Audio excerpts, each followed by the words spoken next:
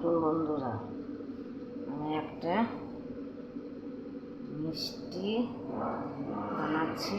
দেখুন বন্ধুরা, ভালো লাগে লাইক কমেন্ট শেয়ার করবেন প্লিজ প্লিজ। মুখটা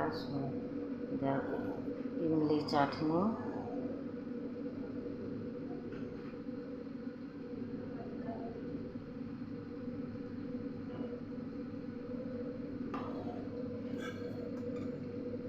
এবার আমি দিয়ে দিচ্ছি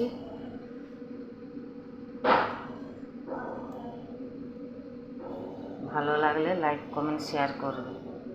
সুমিত্রা রান্নাঘর।